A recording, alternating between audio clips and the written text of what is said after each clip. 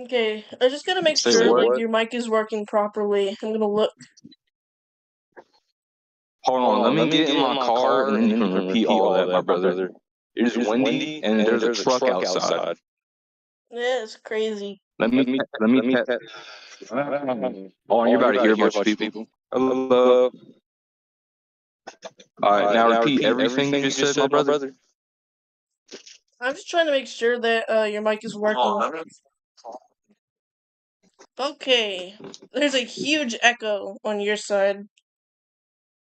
Shit. I can just go mute if you want. No, it's my stream. Alright, cool. Yo, it's 8:10 for me, bro. Get that stream on.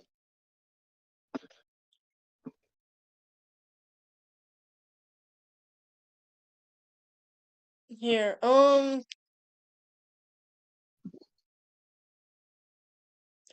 don't know what I'm gonna do with this, because this is, I know how to fix it, but then I don't think they'll be able to overhear you over, like, the actual rocket.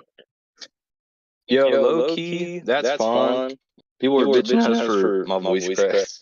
People were bitching at us for audio issues anyway. I just want to see this. Yeah. Cause I'm about to get off, like, probably like a few minutes after liftoff. Yeah.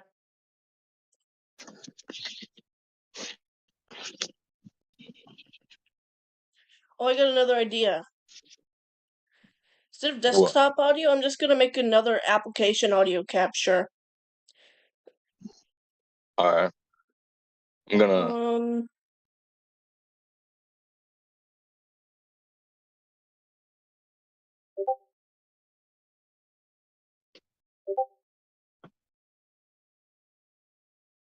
Okay, yeah, I got the Twitter stream up. Advanced audio properties, application audio 2. I'm gonna bump that up to 1. Yeah, I'm set.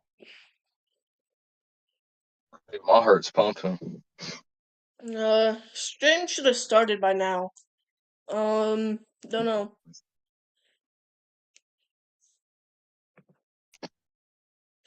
Wait, let me refresh. I think that might be the issue. Yep, it's live. They're live. Cool. Am I still screen sharing? Yeah, I'm watching off of yours. The lag is crazy.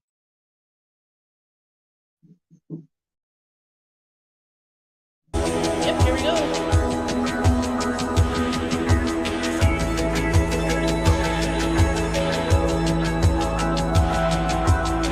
Fucking laptop sounds like a jet engine because I got 100 different tabs open. Dude, man, I wish this could have been like an hour earlier. I could have streamed this off of my laptop. My thing runs immaculate.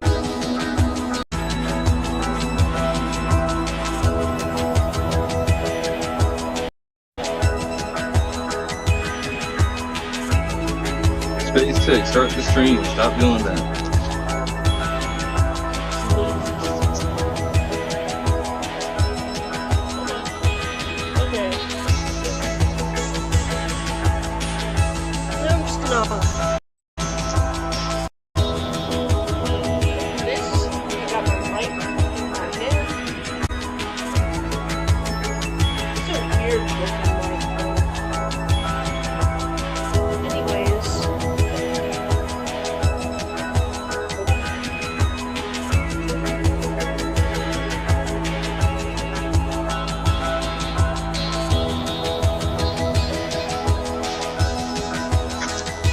Yeah, I'm like a Twitter thing. Oh my god, where's my phone? Here, call in Outer Stellar, since a few other friends might join. Alright.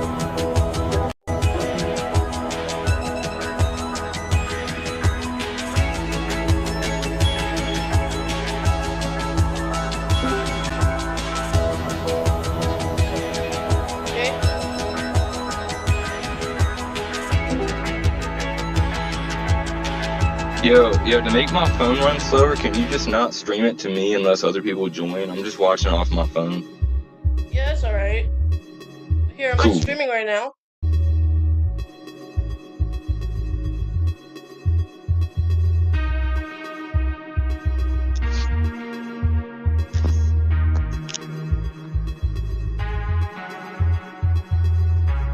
My Indian friend's about to join.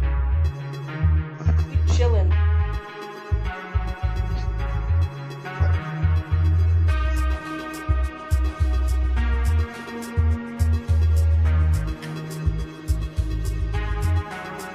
You know, I'll just start streaming again.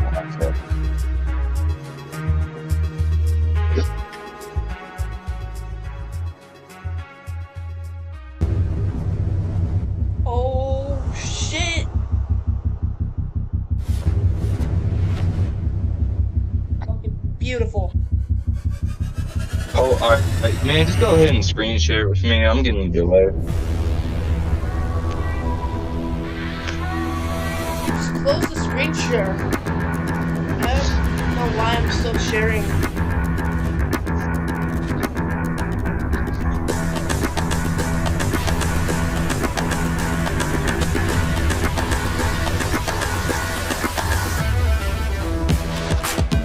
It says I'm not sharing my screen. Oh, no, I was asking. Okay. Hold on, let me get... Have you already seen the intro?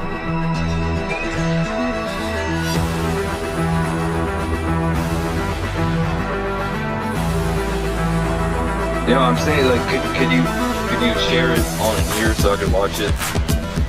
Yeah.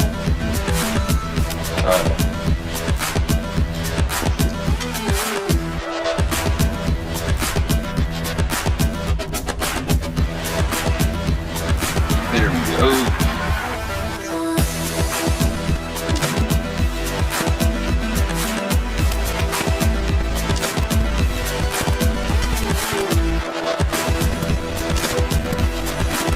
Starship better, baby.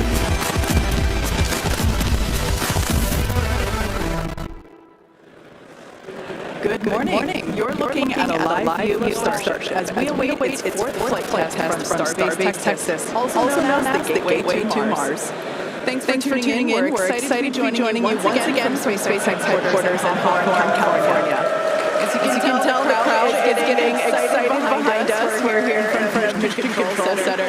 Now we are targeting liftoff at 7:50 a.m. Central Time in just over 30 minutes from now. It's been roughly 2.5 months since our last Starship flight test, and the turnaround time between these tests just keeps getting shorter and shorter. Today we hope to surpass what we achieved in Flight Test 3 in March. Our primary goal is to get through the extreme heat of Starship re-entry, which is no easy feat.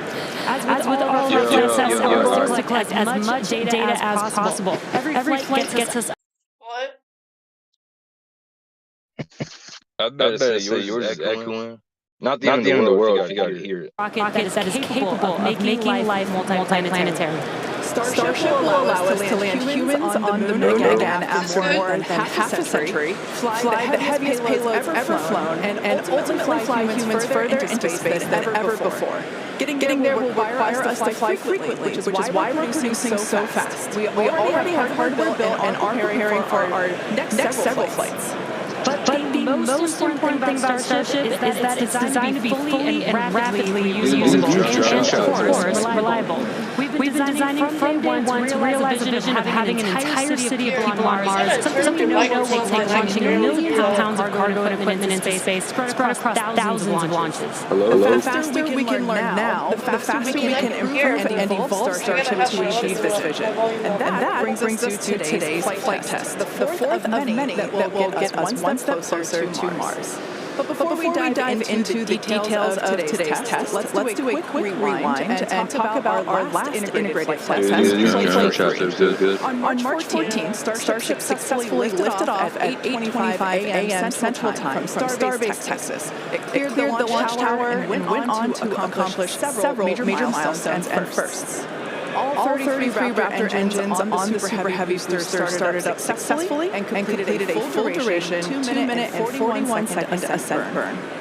Then we saw our second ever hot stage separation, Powering down all three Super Heavy's Raptor engines, and then igniting the ship's six Raptors to create separation.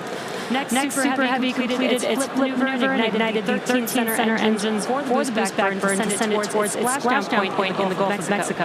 All 13 engines ran successfully until 6 engines began shutting down, triggering an early end of the boost back. After descent, we attempted the first ever super heavy landing burn, which uses the same 13 center engines that we used on boostback. Since 6 of those experienced the early shutdown in the boostback burn, we attempted the landing burn with the remaining 7 Raptors, and 2 of those 7 reached main stage ignition. In the end, contact was lost with the booster at approximately 462 meters in altitude over the Gulf of Mexico, just under 7 minutes into the mission. Post-flight data review showed that the early boost back burn shutoff was most likely caused by filter blockage where oxygen is supplied to the engines. We saw a similar issue on Flight 2 and had added hardware to mitigate it, which worked to get us to our first ever landing burn attempt. Now for today's flight, we upgraded those filters further and made some additional hardware and software changes to increase our chances of igniting all 13 engines for the landing burn. Now turning back to the Flight 3 ship, we saw all 6 Raptor engines start successfully and powered the vehicle to space, marking the first time we completed its full ascent burn. While coasting, we completed some additional objectives, including the opening and closing of the payload door. We also transferred propellant between tanks inside the ship, which is a key test as we prepare for full ship-to-ship prop transfers in the future. Once we were into our coast, though, the ship gradually lost the ability to control its attitude or orientation, which is done with smaller thrusters around the spacecraft. As a result, the vehicle experienced some unplanned rolling. It still flew on the planned trajectory, but losing attitude control triggered the flight computer to skip a planned relight of a single Raptor engine while on orbit. And then the moment that we all had been looking forward to for so long, as you can see here, the ship's re-entry from space. This was the first time that we were able to get real live flight data on things like heating and vehicle control during hypersonic re-entry, of which we will talk more about later. Not having attitude control meant both protected and unprotected areas saw heating much higher than anticipated. But we were able to get live, high-definition views and real-time data during entry thanks to Starlink terminals on the ship, which itself was a widely successful test. This gave us confidence that we'll continue to get unparalleled insight into the ship's re-entry in order to rapidly improve. Think of this. And as they say, all good things must come to an end. And for Flight 3, this occurred when contact with the ship was lost at approximately 65 kilometers in altitude, roughly 50 minutes into the mission. After reviewing data from the flight, we found the most likely cause of the unplanned rolling seen during the ship coast phase and re-entry phase was blockage of valves that help control the smaller attitude control thrusters. We upgraded these to make them more resilient and added some additional thrusters for redundancy. Overall, we learned a tremendous amount from that last flight, and capping it off with those re-entry views was truly an exciting end to the mission. Incredible. So back to today's test. Today's mission profile is similar to Flight 3, but we have new test objectives, the first of which is getting through the extreme heat of re-entry. About 27 minutes from now, Super Heavy will ignite its 33 Raptor engines and lift off from Starbase. A little more than 2.5 minutes into flight, the Super Heavy booster will separate from the ship in a hot stage separation, meaning that it'll light its engines while still attached to a partially lit booster. The booster will perform a flip maneuver, followed by a boost back burn. About 2 seconds after that burn ends, we'll jettison the booster's hot stage. As it heads back to Earth, the booster will attempt a landing burn before splashing down into the Gulf. Meanwhile, the ship's engines will remain lit for just under 6 minutes during its ascent before shutting down for the coast phase. The ship will coast for about 40 minutes or so, reaching a peak altitude of 214 kilometers. And after its coast phase, the ship will attempt a controlled re-entry, including a flip maneuver and a landing burn, before splashing down in the Indian Ocean. Now, we say attempting because, again, this is a test, and nothing is guaranteed. As we mentioned earlier, the booster and the ship have to contend with some extreme conditions on re-entry. For this flight test, we do not plan to recover any hardware from the booster or the ship, with the expectation of With the exception of Falcon, this is no different than what happens to most rockets flying today that are expended or fall into the ocean after completing their mission. Eventually, we will land and recover Starship boosters and ships as we do today with Falcon 9 and Falcon Heavy boosters. And in fact, we've landed 316 Falcon boosters to date.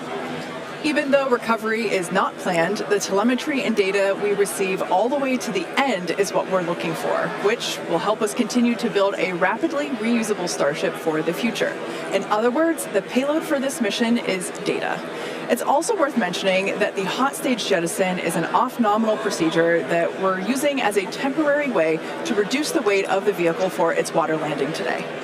Yeah, exactly. Future designs give Super Heavy boosters a lighter weight integrated hot stage intended for full reusability, which will mitigate the need to jettison the hot stage. Okay, so now that we have a handle on today's flight test, let's check in with Dan. Dan, how's it going? This is going to be lit. Hey, Jesse, and welcome everybody back to Starbase for yet another Starship launch. I'm coming to you live from the Raptor's Nest behind the Mega Bay. I'm here with our Pad Red team and some of our flight controllers this morning. Everything has been going really smooth. We did have the Red team going a little bit earlier to fix a ground side issue, but that was taken care of. That's why we slid a little bit later into our window.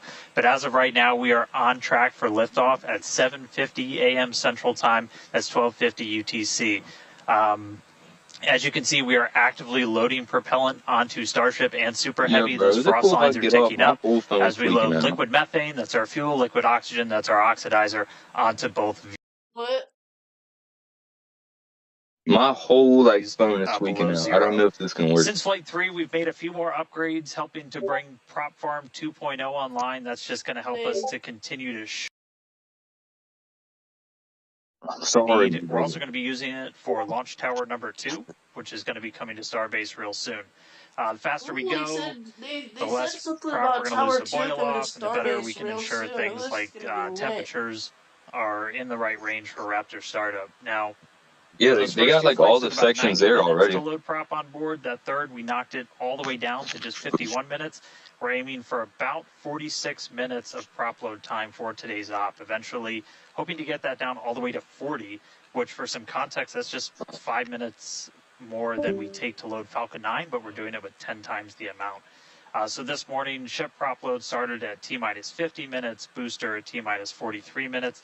We're going to pause the ship main tank prop load in just a couple of minutes to do the header tanks, which are going to do that attempted ship landing burn.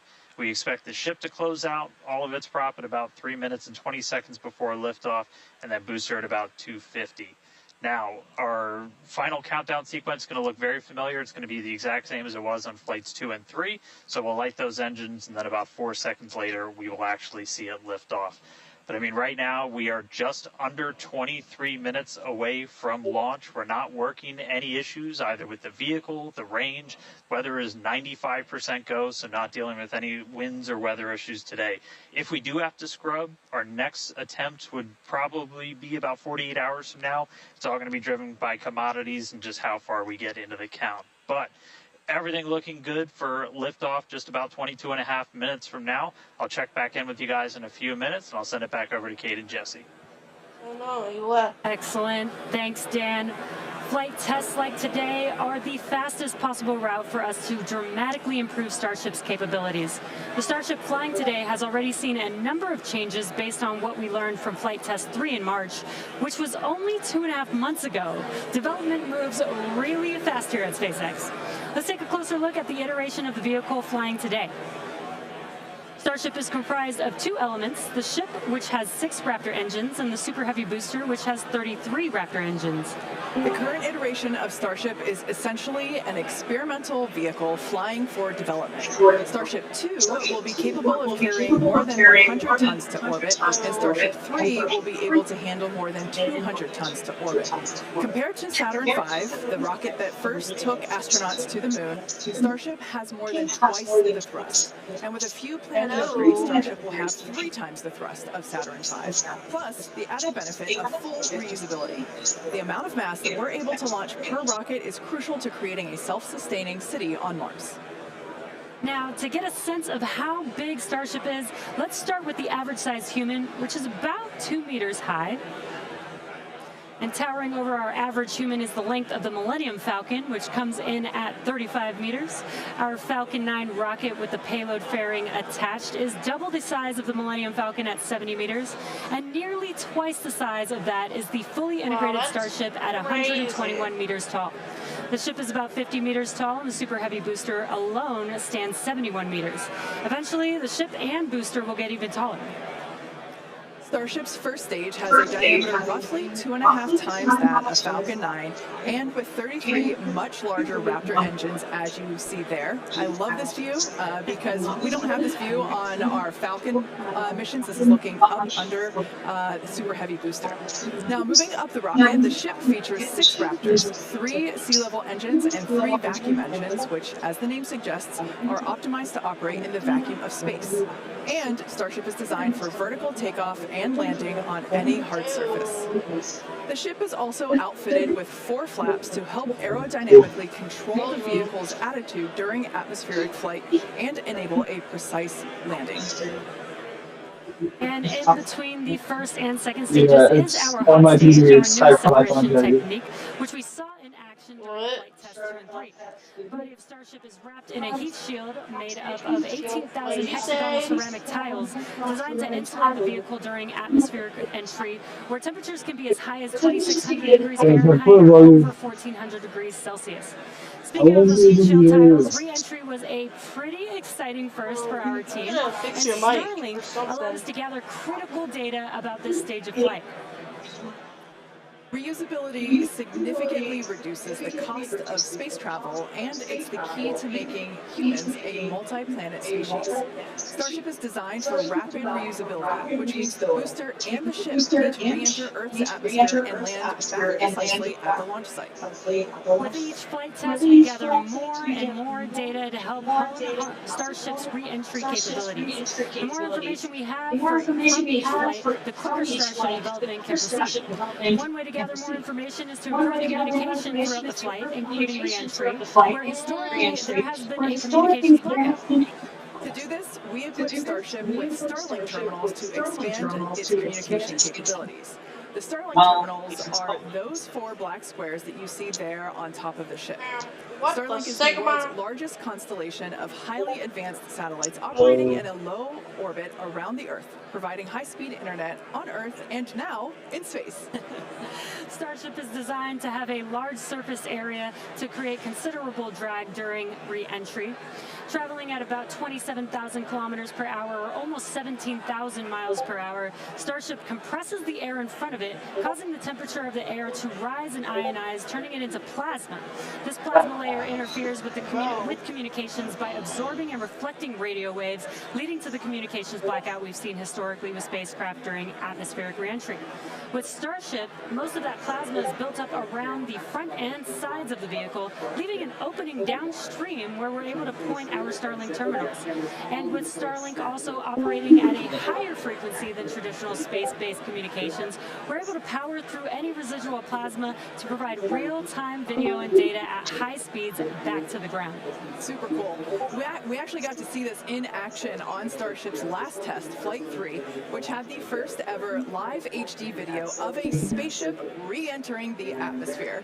SpaceX engineers were able to gather data on the performance of Starship as it re-entered the atmosphere and watched the heat shield in action. Now, the physics of re-entry are extremely hard to replicate perfectly on the ground, so access to this data is an invaluable tool for rapid iteration. In fact, one cool observation from that Flight 3 was seeing how shockwaves form at different parts of the vehicle and how they interact to put pressure on the ship, especially the flaps. This is really valuable for Starship since no spacecraft has ever flown with 4 movable flaps like what we use for aerodynamic control. Starship's greatest strength will be rapid and reliable reusability, and Starlink has become a critical tool to make that a reality. Over the next few flights, we'll continue to improve the Starlink performance on Starship, eventually enabling more views and enabling more data to be transmitted in real time. And we'll keep experimenting. You might have noticed a few tiles missing or looking different near the bottom of the Starship. We intentionally placed one thin tile and removed 2 tiles completely, and they're their place, we now have sensors to see how hot things get without the tiles in those locations, while also testing some backup thermal protection options. Ideally, we expect Starship's reentry to improve on each flight, thanks in part to this wealth of new data. But if getting to space is hard, returning from space is even harder. That's right. No one has ever succeeded in creating a fully and rapidly reusable heat shield. So we could see some spectacular failures before we get this right. But with communications improving on each flight, we will continue to gather more and more data to inform our development. We're now about 15 and a half minutes until our next liftoff attempt. In the meantime, let's take a look at some of the technology we have in development as we prepare to head to the moon in future missions. Starship will be taking astronauts to the moon as part of NASA's Artemis program. Next year, we plan to demonstrate ship-to-ship propellant transfer, which will be important for our upcoming moon missions. Today, we're actively testing a lot of hardware that will make exploring the moon possible. One recent series of tests brought together the key pieces we'll see when landing back on the moon: Starship, spacesuits, and astronauts. Together with Axiom and NASA, our teams put 2 astronauts in pressurized Axiom spacesuits and practiced the first steps of going to the lunar surface. The team used test builds of a Starship airlock, as you see there, and elevator to gather data on how well future Artemis astronauts will be able to move around once fully suited. Tests like this are incredibly helpful for engineers designing these systems, as they have the opportunity to get feedback directly from experienced astronauts Peggy Whitson, who is on the right of this photo, and Doug Wheelock, who's on the left. You can see them in action during this elevator test. SpaceX will perform one uncrewed demonstration flight before NASA's Artemis 3 mission, which will be the first human surface expedition since 1972. After those first expeditions, we'll be ready to fly more people along with everything it takes to build a moon base. In many ways, Artemis feels like an extension of the human spaceflight work SpaceX and NASA have been partnering on for some time now. In fact, we just celebrated the anniversary of the Demo 2 mission. That's right. Just 4 years ago, on May 30th, 2020, SpaceX launched the first crewed test flight of our Crew Dragon spacecraft. Dragon carried NASA astronauts Douglas Hurley and Robert Behnken to the International Space Station in the first crewed orbital spaceflight launched from the United States since the final Space Shuttle mission in 2011, and the first ever operated by a commercial provider. You can see Bob and Doug there on your screen. That was certainly a memorable day for all of us here at SpaceX, one that we fondly think back on. And it's exciting to think about Starship being the next to take its first astronauts to the moon. In tandem with Starship development, all of our operational human spaceflight missions are helping us prepare for those future trips to the moon. Our upcoming private astronaut mission, Polaris Dawn, you can see the crew there on your screen. They will play a big role in testing procedures that will be relevant to our moon and eventually Mars missions. We're looking forward to the third Polaris Dawn mission, which will be the first crewed Starship flight. The Polaris Dawn crew will attempt to reach the highest apogee ever flown by a spacecraft, and they'll also be performing a spacewalk, or extravehicular activity, wearing SpaceX's newly designed spacesuits. They'll also be testing space-based communications, which will be critical to future deep space missions. The Polaris Dawn mission is currently targeted to launch no earlier than July of this year, so stay tuned, because that is going to be a very exciting mission to watch. In the meantime, at T-minus 12 minutes, let's check back in with Dan on today's countdown. Hey, thanks, Jesse. Everything continues to go real smoothly. It's been a real quiet day so far. The board looks really clean, not tracking any impediments to a launch just under 12 minutes from now. Might not be able to stay here for looking at the numbers re-entry. real quick, we're about 85% full on the ship. We did pause to start filling those header tanks on ship. Again, those are the 2 smaller tanks in the very top of the nose cone that we're going to use for that attempted landing burn with ship.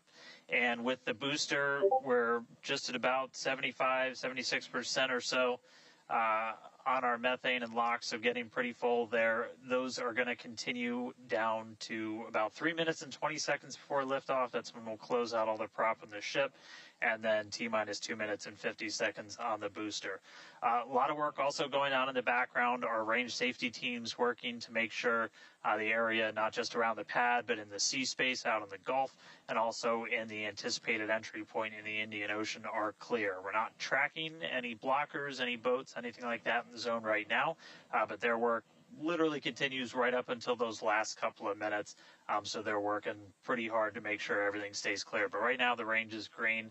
I already talked about it in the beginning. It looks a little bit cloudy, but weather not a concern today. Really light winds.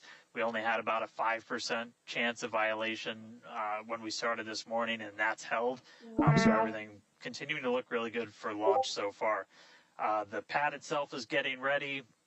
Reminder that we're going to light those engines about 4 minutes before it actually takes off. So you'll see them start, the 33 engines on Super Heavy start to light prior to that T0, and then about 2 seconds after, we'll start to see first motion. But everything looking great. Just coming up on 10 minutes until launch. Getting excited down here, ready to feel the rumble. I'll send it back to you guys over in Hawthorne.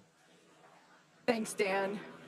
Teams are also getting excited here at SpaceX headquarters in Hawthorne, California. There is a pretty large crowd now gathering outside of Mission Control, located 10 just minutes, behind and we Jesse have no and I. issues. Now, actually, you can see it there on your screen. There we are.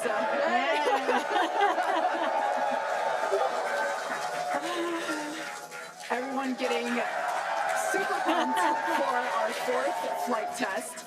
Now, as a reminder on that note, today is just a test, the fourth of many future flight tests of Starship before it becomes fully operational. So whatever the outcome and however far we get, we can promise excitement.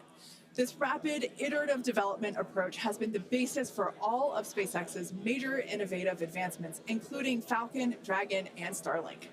Today, we've successfully landed Falcon 9 boosters 316 times, changing humanity's understanding of what's possible when it comes to rocket reusability. That's a cool event. And even though we are not recovering the booster or ship today, test flights like these provide critical data through every phase of flight, which will get us closer and closer to full reusability, and we have a lot more tests planned for this year.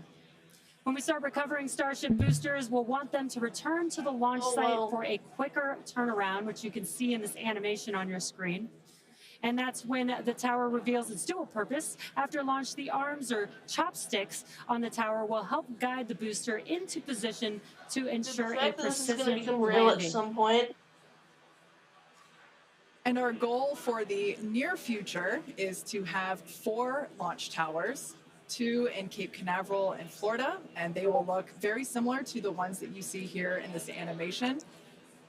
As we know, we find that our renderings tend to end up looking really similar to real life. So while this is a rendering, we do know we can look forward to this in the future. Like I said, I'm we're going to have not 2 freak at out Cape as much Canaveral on in Florida liftoff and because 2 located like at happened 3 Starbase. times already. Starbase will continue to be used for flight tests, and the towers at the Cape will come online as we prepare to fly operational Starship missions. In fact, we recently upgraded the actuators in the chopsticks, which are responsible for swinging those arms in for a catch. Yeah, I've and heard we'll be they've done testing some an full-speed operational step on this flight by moving the chopsticks to the catch position immediately after Starship flies away. That's going to be really incredible to see. As we mentioned, we have a lot more tests planned for this year, so we need a lot more hardware. Today we have ships and Super Heavy boosters built and either ready to launch or in testing for the next several flights, is ready to be with more coming off of the production line as SpaceX's Star Factory continues to grow. I have a feeling 13 or 14 is going to be the one to get caught. Construction will come online this summer, giving us several 100,000 more square feet of space. Yeah, when you step into this factory, it is truly inspirational. My heart jumps is out of that my chest a every Ship time I'm there. 26 nose This will enable us to increase our production rate significantly as we build toward our long-term goal of producing 1 ship per day. And coming off the production line soon, Starship version 2. Now, with all that being said, let's check back in with Dan for the latest as we head into the terminal count. Hey, thanks, Kate. Everything Very still looks foggy. great. we're getting ready to launch. We are just under 6.5 minutes away. You can see when we throw up the graphics for prop load that we're almost closed out. Ship more than 90% full. Those header tanks are done. And then the boosters coming up on 90% real soon. So we're going to see those close out in the next couple of minutes. Ship's going to end at about 3 minutes and 20 seconds. It'll be fully loaded. And then booster at about 2 minutes and 50 seconds. 6 After minutes all the till props loaded liftoff. on, Everything we is go through a still lot go. of steps to safe ground systems. You're doing things called pushbacks, where you're just clearing all of those lines on the ground of propellant before we lift off. But once we're done, we're going to have 10 million pounds of liquid propellant on board Starship to help power the most powerful vehicle ever designed. If we do hold, we have a built-in hold gate at T-minus 40 seconds. We can hold there for about 30 minutes or so today. If we need to wait for final pressure checks or for if we have anything on the range, anything like that. Did just get that the range is green, so we are coming up 5 minutes and 20 seconds away. We are not planning to hold at T-minus 40 unless we trip some kind of hold alarm, something like that. So we could blow right through that gate and go right to launch. Don't be shocked if we hold at T40 though, and if we do, we can hold for a couple of minutes and then keep going. Our window is open all the way until 9 a.m. today.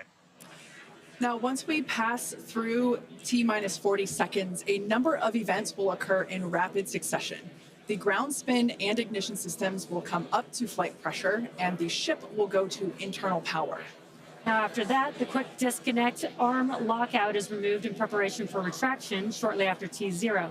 Gas lines connected to the booster and ship are vented down, and once we pass T-minus 40 seconds, we still have the ability to recycle the count under certain conditions back to T-minus 40 seconds and hold there to assess what happened and if we can proceed again to T0. However, once the water for the deflector system begins flowing at T-minus 10 seconds, any issue after that would be an automatic scrub for the day, as teams would need to refill the deflector's water tanks, as well as the lock storage tanks at the tank farm before making another attempt. So, as Dan mentioned earlier, we are not planning to hold at the optional T-minus 40-second mark. That moment basically is what would allow teams to wait for final checkouts or assess prop levels or avionics, vehicle pressurization, the range, the weather. Weather is 95% go, as you can see from these incredible drone views that we have and pad cams. It is a beautiful day. Of course, we have some clouds billowing from the locks there. Yeah, and again, a reminder that the payload for this mission is data, and our primary goal is to get ship through the extreme heat of reentry today. We're very excited to see that. We did get very close on Flight 3, so I'm excited to see how these iterations that we've made to the vehicle will help improve our chances of success today. Yeah, absolutely. Now, just as a reminder for the booster, now we are not attempting to recover any hardware today, either on ship or booster. For the booster, we will be attempting to perform a landing burn to have a soft splashdown in the Gulf of Mexico. We made some improvements from our Flight 3 learnings, so hopefully that will work and we'll see a successful soft splashdown. For the ship, we're hoping to demonstrate controlled re-entry, including a flip maneuver and landing burn, and that will be followed by splashdown in the Indian Ocean. That is the same target as we had on Flight 3, so everything should look pretty similar in that regard. And we just heard the call out there that all prop load is closed out, so at this point, there is like 10 million pounds of propellant on board Starship, which is incredible. 2 minutes. It's getting very exciting. We are just about 2 minutes away from T0. I haven't seen this fog since like the first flight. This is crazy.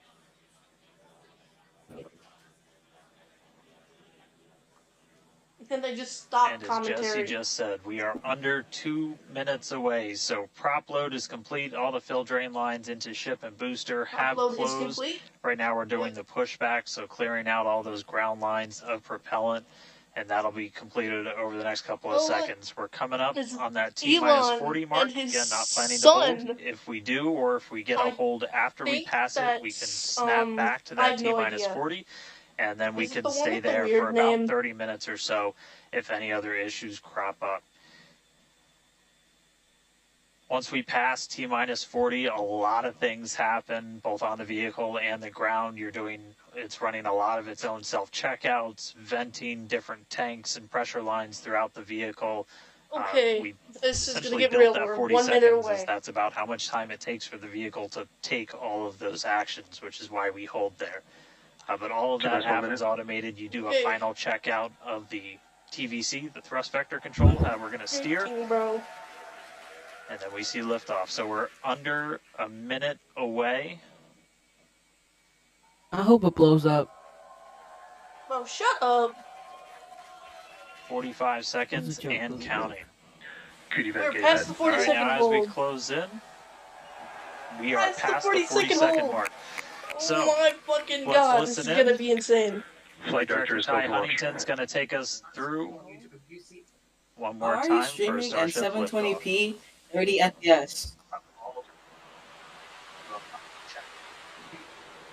Oh, engine's are spooling up. Okay, here we go. So we're under 10. 9, 8, 7, 6, 5, 4, 3.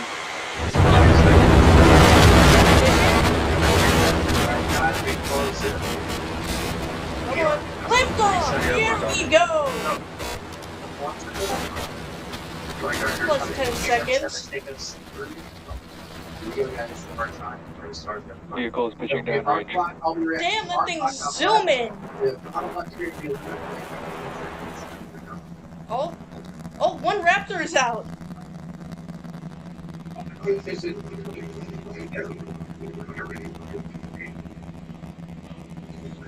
All right, 30 seconds into flight. The rumbles are still building here in the Raptor's nest.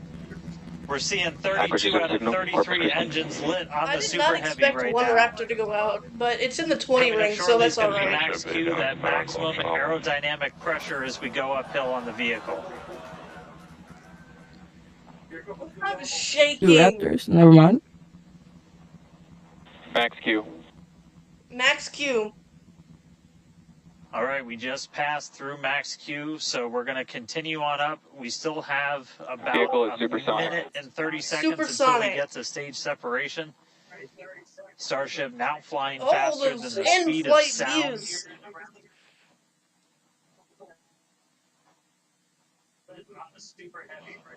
All right, so you got a couple of views. You got some ground trackers in your top camera there. Wow. You're looking down from the top of the booster in the bottom left, and then a camera in the top flap of the ship looking back in the bottom right. So getting a couple of different looks as Starship heads uphill. Once we get the hot staging, a lot of things happen all at once simultaneously. We're going to light the engines on the ship, starting with the RVACs first, and then the 3 center sea level engines before we're separated. All of that exhaust gets plumed out the side of the hot stage, and then the ship will separate itself. All but the 3 center engines on the booster are going to shut down, so the booster never stops its thrust while we go through this hot stage maneuver. After that, the booster is going to do its flip, start heading back, and then the ship will be on its own power on its way to space. So that should be coming up in just about 30 seconds from now. As of right now, still looking in like 32 out of 33 Raptors lit on the booster. Shit. And we'll start to see those stagger down. They're going to turn off in banks, so you'll see the lights on the bottom left screen of the engines that are active start to suddenly turn off in different groups, and you'll see those 3 center ones lit. Like that, I got flashbacks from Flight 1. Biko. Ignition. Ignition! Separation! Separation confirmed. Acquisition is soon. Boost back startup. All 10 engines. Hot stage confirmed. Ship under its own power. Booster boosting back. Looks like all 13 are lit. Kate, we got a booster on the way back to the Gulf and a ship on the way to space. You'll see those 3. Acquisition signal. All Status. 13 engines. I don't know why the hell I said 10. Ship chamber pressures are nominal. I was thinking of the 10 ring. Either way. Telemetry nominal. All right, the first This stage is currently performing beautiful. the boost back burn. This is Where you expected get to the last hot a stage ring little over 1 separation. minute. This propels the booster back toward the coast, Jettison. taking it to a landing in the waters 30 of the engines Gulf for of the boost Mexico. back burn. That's looking As you can good. see on your I'll stick screen with in the the bottom engine left-hand first. corner, we were only using 10 shutdown? the 13 center engines Is that nominal or no? from basically from here on. Boost back burn shut down. Heard confirmation there. Shut down. I don't know if those 10 prematurely shut down, but they all went up at the same time. So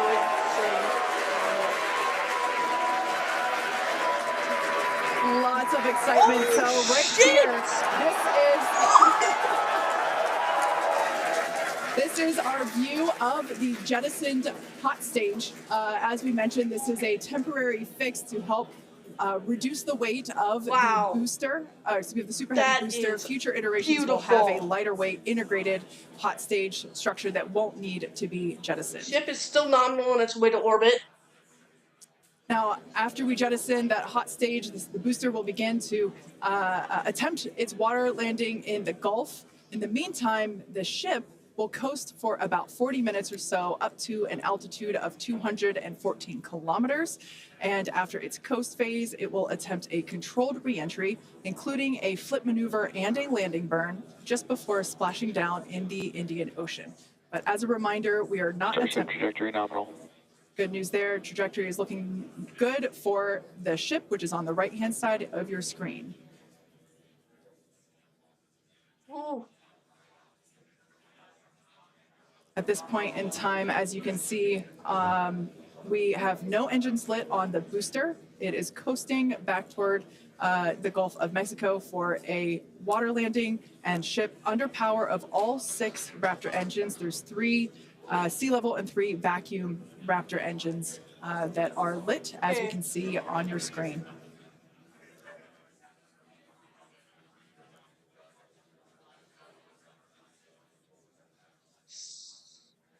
Booster's since passed apogee. So. These views have been looking incredible. Super Heavy has been performing beautifully today. And you can hear the crowd is very excited about it. As a reminder for Booster, the primary goal today is to do a landing burn and a splashdown in the water. And we are just about 30 seconds away from that landing burn, expecting to begin.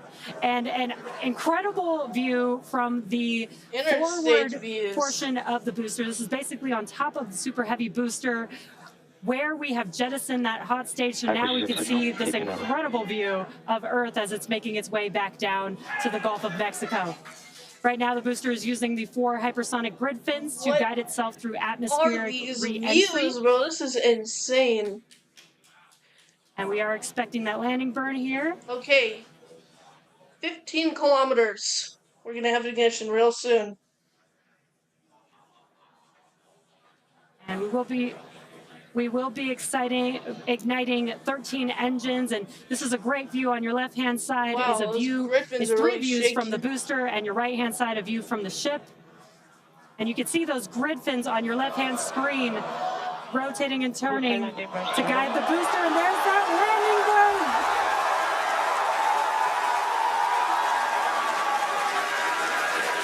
That landing burn just began. Yo! You can see the water below.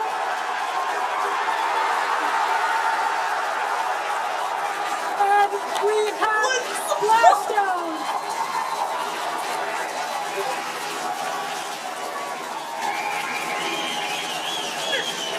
What an incredible sight! Congratulations to the SpaceX team!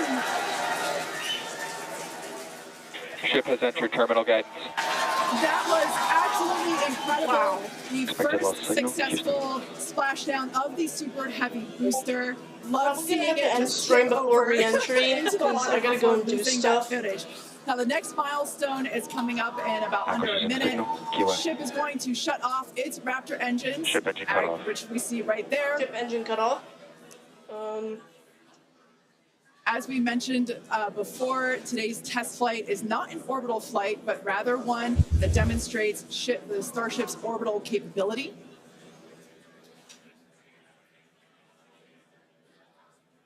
Why are Right sea now, level's still we are under running. power with just the 3 center Raptor engines.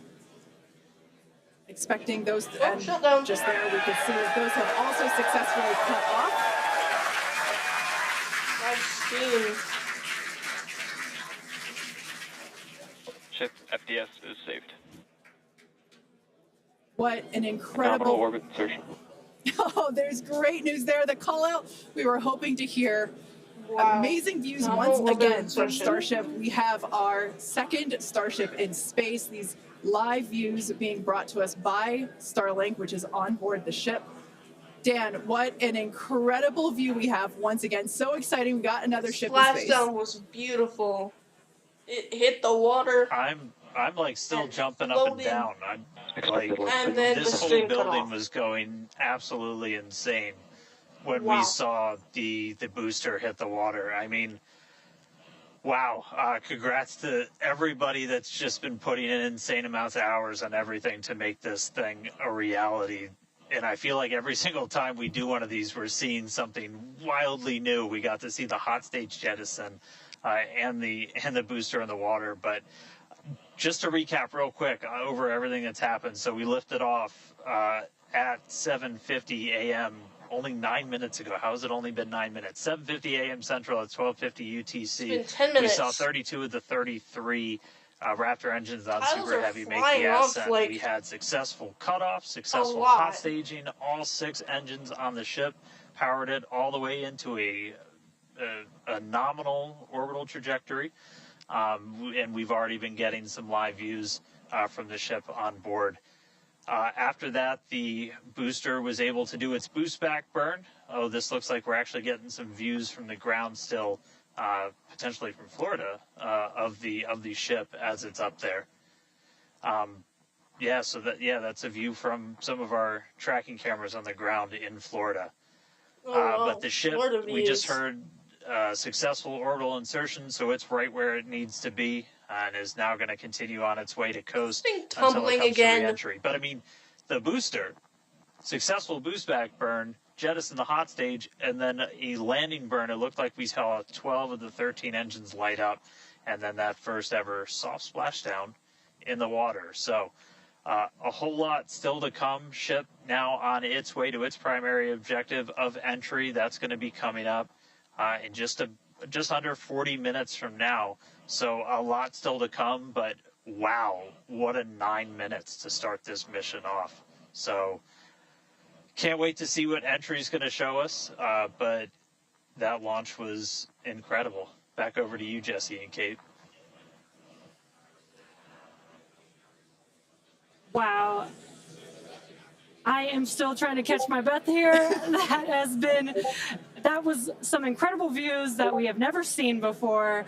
It has been nonstop since liftoff, and with the booster having completed its job for the day, we're going to take a short break for about the next 28 minutes, and we'll return while we're going to take a break while the ship is continuing to coast before re-entry. Exactly. As with Flight 3, Starlink may enable us to talk with the ship through re-entry with no communication blackout. We are still testing Starlink during this phase of flight, so of course nothing is certain. However, if we do have views, we will be sure to bring those to you live. Views such as the one that we had. Because I went away. So we will try to bring those to you live. Exactly. Views or no views, we'll see you back here at T plus 40 minutes for coverage of Starship's re-entry, flip maneuver, landing burn, and splashdown. Expected loss signal, Key West.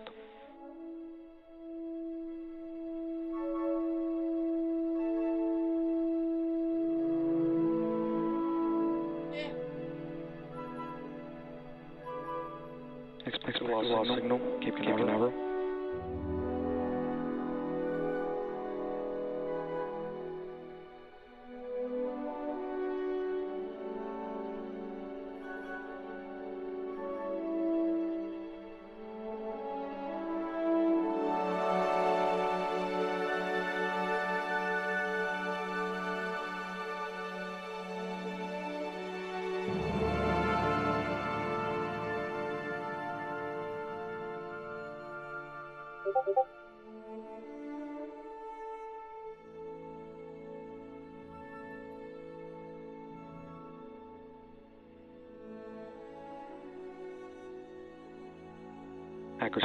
signal for recall.